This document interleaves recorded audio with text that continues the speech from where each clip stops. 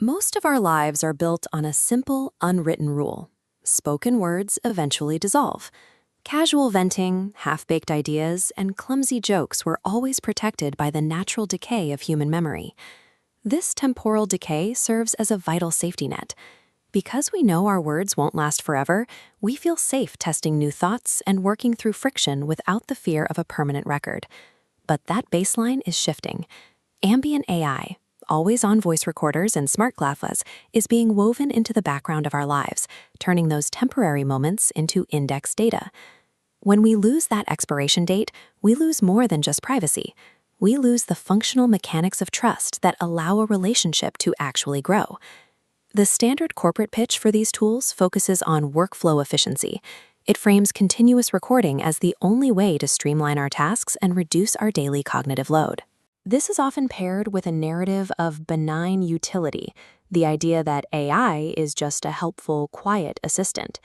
It's a framing designed to lower our defenses against what is, in reality, a permanent surveillance state.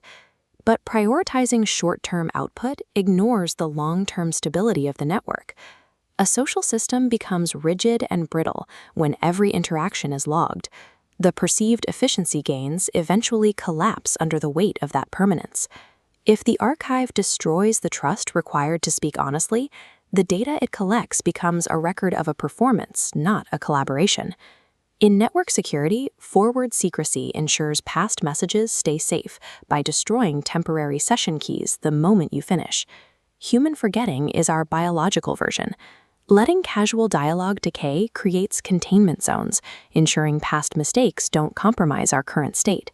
Ambient AI replaces natural decay with infinite retention, turning fluid networks into rigid archives. Without the guarantee that a session will eventually close, we can no longer speak freely.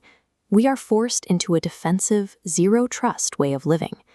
From a systems architectural perspective, the survival of any complex network depends on data decay.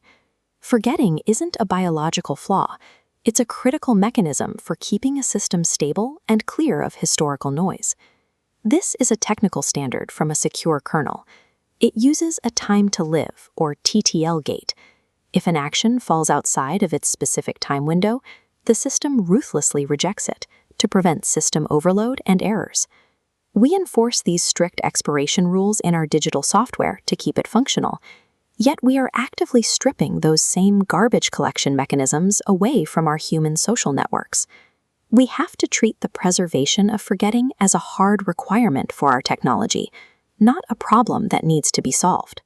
The moment you realize you're speaking to a permanent record rather than a person, your psychology changes. You stop connecting and start managing. This leads to the bureaucratization of the self.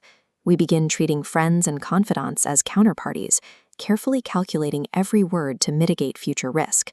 Authentic expression flattens. We start self-censoring, optimizing our speech so it looks pristine for an algorithmic index rather than honest for a human listener. Relationships lose their containment zones. Without the grace of forgetting, our emotional oscillations and unformed thoughts become permanent liabilities.